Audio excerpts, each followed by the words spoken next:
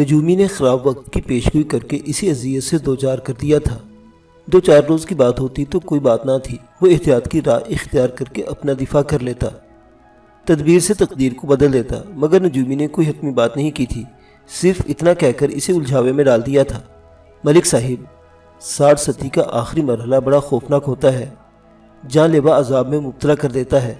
مصیبت دستک دے کر نہیں آتی، وہ بڑی سوانگی ہوتی ہے، بعض اوقات شادمانی کا روپ دھار کر چلی آتی ہے، اور وہ آ گئی تھی۔ میرے لیے تو وہ کسی بھی طور مصیبت ثابت نہیں ہو سکتی تھی، وہ بیچاری مجھے خود ایک مصیبت زدہ اور پریشان حال عورت لگی تھی۔ دفتر میں داخل ہوتے ہی میری پہلی نظر اسی پر پڑ گئی۔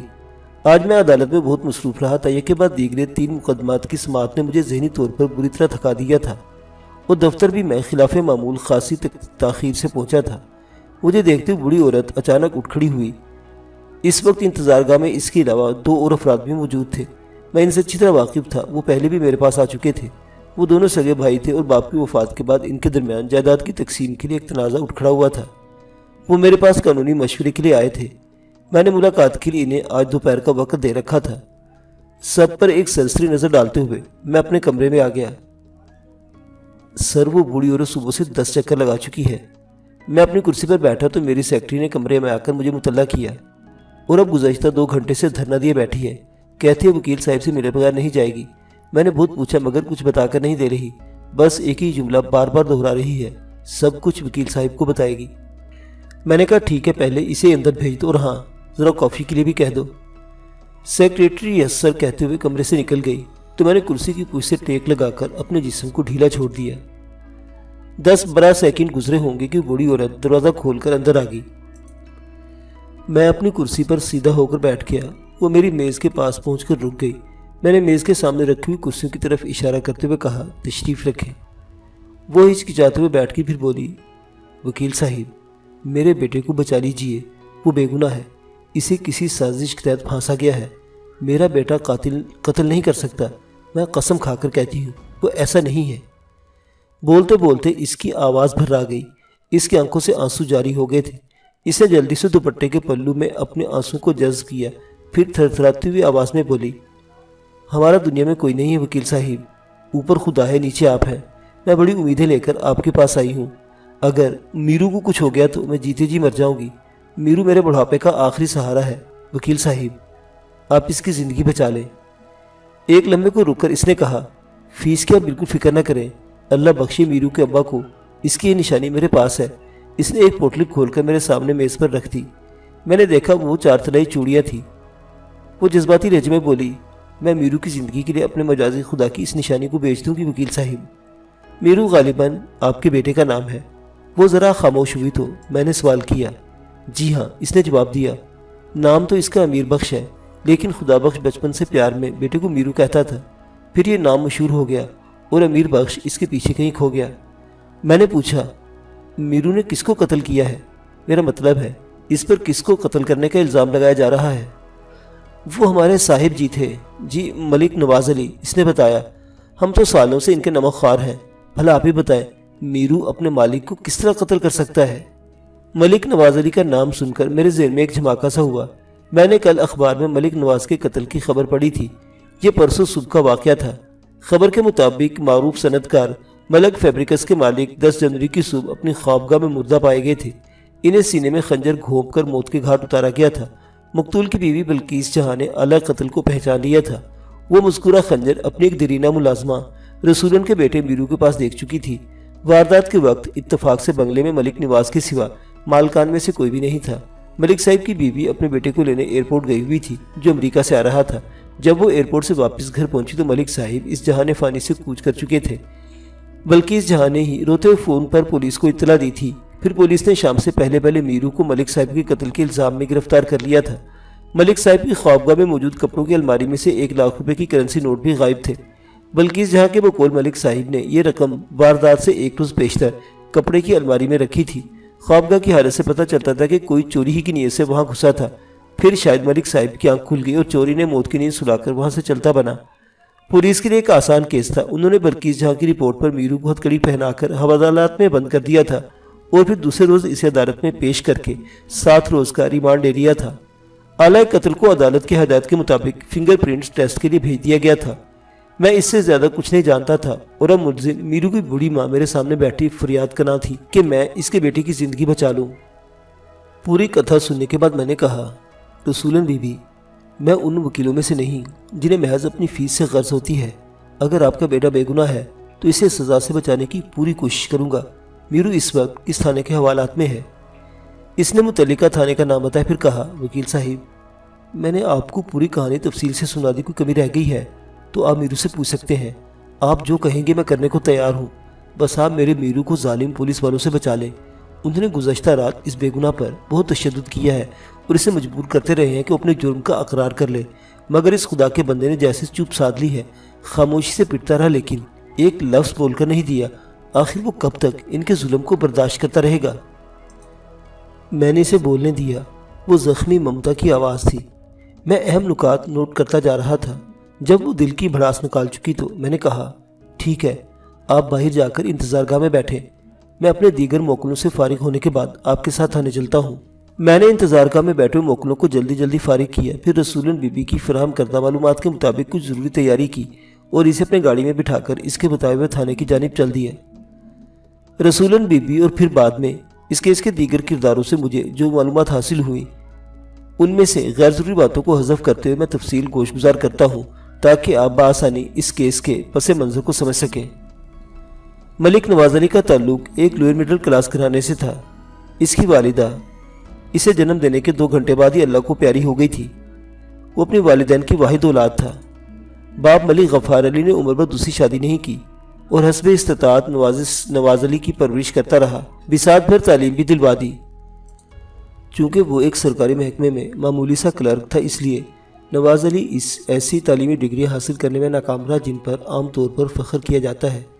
ग्रेजुएशन के बाद इसे एक टेक्सटाइल इंडस्ट्री में मशीन अप्रेंटिस के तौर पर मुलाजमत मिल गई। चंद साल बाद बाप ने इसकी शादी कर दी। शादी के वक्त नवाज अली की उम्र लगभग 24 साल थी और फैक्ट्री से इसे माकूल तनख्वाह मिल रही थी। नईमा नवाज अली की दूर पार की रिश्तेदार थी। वालिदैन की वफ़ात के बाद इसे रिश्ते के एक चचा ने पाला था। फिर मैट्रिक के बाद चचा ने नईमा की शादी करके गोया सर से जिम्मेदारी का एक बड़ा बोझ उतार दिया था। नईमा उम्र में नवाज अली से करीब 8 साल छोटी थी। नवाज अली की शादी के 2 माह बाद ही मलिक गफ़ार अली का एक हादसे में इंतकाल हो गया। अपनी आखिरी सांसों के दौरान में मलिक गफ़ार अली ने बेटे को नसीहत की थी, नवाज बेटा, ज़िंदगी में कामयाबी के लिए किसी हेरा फेरी और बेईमानी से काम नहीं लेना।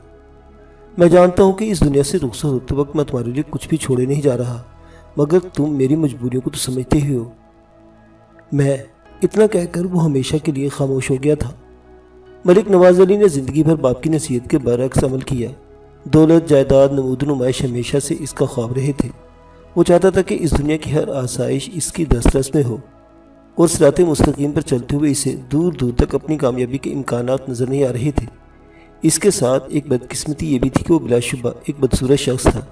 आम शक्ल सूरत की लड़की भी इससे तो बातें करने की रवादार नहीं थी। वो तो मलिक गफ़ार अली ने जाने क्या चक्कर चलाया था कि नईमा को ब्याह लाया था, वरना नवाज अली को तो उम्मीद नहीं थी कि कभी इसकी खज़ा रसीदा ज़िंदगी में बहार का झोंका आएगा। वो आईने में अपनी सूरत देखकर दिल गिरफ्ता हो जाता था। इसके दिल में शिद्दत से ये ख्वाहिश सर उभारती थी कि इस दुनिया की हर खूबसूरत लड़की इसे हासिल हो जाए। वो चेहरे मोहरे के साथ साथ अपने कदो कामत से भी मार खा गया था। जब तक इसे बाप के फंड्स वगैरह नहीं मिल गए, वो बामरे मजबूरी मुलाजमत करता रहा। फिर फंड वसूल करते ही इसे नौकरी पर लात मार दी और मोहल्ले में ही कपड़े की एक छोटी सी दुकान खोल ली। नौकरी इसके मिजाज और अज़ाइम से लग्गा नहीं खाती थी। अलगर्ज अपने टैलेंट से इस्तेफादा करते हुए मलिक नवाज अली 20 साल की मेहनत शाखा के बाद शहर के चंद बड़े बड़े सनतकारों में शुमार होने लगा। कहा जाता है कि दौलत बीवी के नसीब से और औलाद शोहर के मुकद्दर से मिलती है। इस सिलसिले में नीमा की किस्मत ने ज़्यादा जोर मारा था और नवाज अली दिन दूनी और रात चुगनी तरक्की करता चला गया था। शादी के दूसरे साल इनके यहाँ एक बेटे ने जन्म लिया था। फिर इसके बाद नईमा के कोई औलाद न हुई। दौलत टूटकर बरसी तो नवाज अली की दबी हुई ना आसूदा ख्वाहिशात एक एक करके सर उभारने लगी। अब इसके इर्द गिर्द खूबसूरत तितलियों का एक मेला सा लगा रहता था। कुछ अरसे तक तो मलिक साहिब की गैर निसाबी सरगर्मियाँ नईमा से पोशीदा रही। फिर सब कुछ रोज़े रोशन की तरह आया हो गया। जिस हद तक बर्दाश्त हो सका था नईमा बेगम ने किया। फिर इसकी कुव्वत बर्दाश्त जवाब दे गई और वो खाट से जा लगी। वो अपने शोहर से बेअंदाज़ा मोहब्बत करती थी। इसकी कजादाई और बेवफाई ने नईमा को जीते जी सुपुर्द मौत कर दिया था। وہ 10 سال بلڈ کینسر جیسے مزمن مرض میں مبتلا رہ کر چل بسی تھی۔ نعیمہ کی موت کے 1 سال بعد ہی نواز علی نے اپنی حسین و جمیل سیکرٹری بلقیس جہاں سے شادی رچا لی تھی۔ اب اس شادی کو بھی تقریباً 1 سال گزر چکا تھا۔ نواز علی ایسے آہوئے آوارہ سے ایسی حرکت کی کسی کو امید نہ تھی۔ کافی عرصے تک اس کے قریبی حلقوں میں چمگویاں ہوتی رہیں، پھر سب کچھ نارمل ہو گیا تھا۔ سمجھدار لوگوں نے متفقہ یہ خیال کیا تھا کہ بلقیس جہاں نے ملک صاحب کو الو کا گوشت کھلا دیا تھا۔ 49 سالہ ملک نواز علی نے 22 سالہ بلقیس جہاں سے بیاہ رچا کر خود کو سوال نشان بنا لیا تھا۔ ملک صاحب کا اکلوتا بیٹا برکت امریکہ میں MBA کر رہا تھا۔ نواز علی خود تو اعلیٰ تعلیم حاصل نہیں کر سکا تھا، اس لیے وہ اپنی محرومی کا ازالہ بیٹے کو زیادہ سے زیادہ تعلیم دلوا کر کرنا چاہتا تھا۔ برکت نواز علی کے لیے ناپسندیدگی کا جذبہ رکھتا تھا، جس کی بڑی وجہ نواز علی کا برکت کی ماں نعیمہ سے نامناسب رویہ تھا۔ برکت نے ہمیشہ ماں کی حمایت کی تھی، پھر نعیمہ کی وفات کے بعد تو وہ باپ کی طرف سے بالکل ہی بددل ہو گیا تھا۔ چنانچہ جب بلقیس جہاں اس گھر کی نئی مالکہ کے روپ میں نیاز علی کی بیوی بنی تو برکت کے تن بدن میں جیسے آگ سی لگ گئی۔ وہ کیسے برداشت کر سکتا تھا کہ کوئی اس کی ماں کی جگہ لے، اور ایسی صورت میں کہ اس کی ماں نعیمہ نے بڑی قسم پسی کی حالت میں جان دے دی تھی۔ برکت نے گزشتہ 1 سال سے پلٹ کر پاکستان کا رخ نہیں کیا تھا، حالانکہ وہ اگر چاہتا تو سال میں 4 چکر بآسانی لگا سکتا تھا۔ وہ ایک طرف اپنے باپ سے برگشتہ تھا تو دوسری جانب اپنی ستیلی ماں کی صورت دیکھنے کا روادار نہ تھا۔ والد کے بے حد اصرار اور منت سماجت کے بعد وہ چند روز کے لیے کراچی آیا تھا، مگر ملک نواز اس کی آمد سے پیشتر ہی دوسری دنیا کو سدھار گیا تھا۔ رسولن بی بی کو ملک نواز علی کی چاکری میں کم و بیش 15 سال ہو گئے تھے۔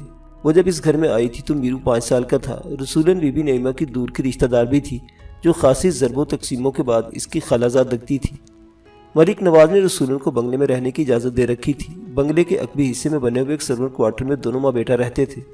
نعیمہ اپنی بیماری کے سبب برکت پر زیادہ توجہ نہیں دے پاتی تھی، چنانچہ برکت کا خیال رکھنے کی زیادہ تر ذمہ داری رسولن ہی کو نبھانا پڑتی تھی۔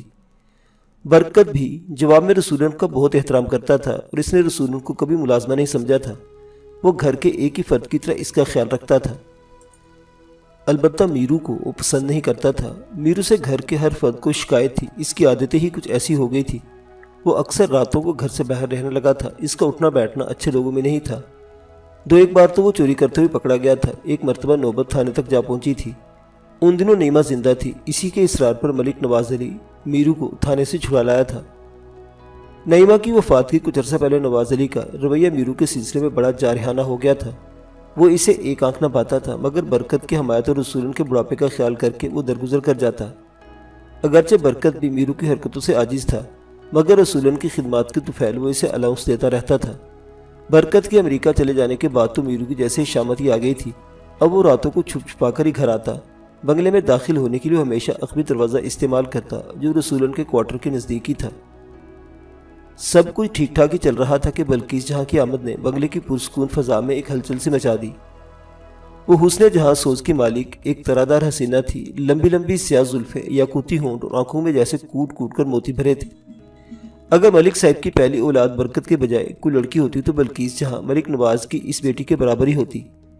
پھر دیکھنے میں ملک صاحب کسی بھی طور پر بلقیس جہاں کے قابل نظر نہیں آتے تھے۔ دولت کی چکا چوند نے شاید بلقیس جہاں کی آنکھوں پر پٹی باندھ دی تھی کہ وہ اندھیرے اور اجالے کی تمیز بھی کھو بیٹھی تھی۔ بہرحال حقیقت یہی تھی کہ بلقیس جہاں نے کسی دباؤ میں آئے بغیر اپنی مرضی سے شادی کی تھی۔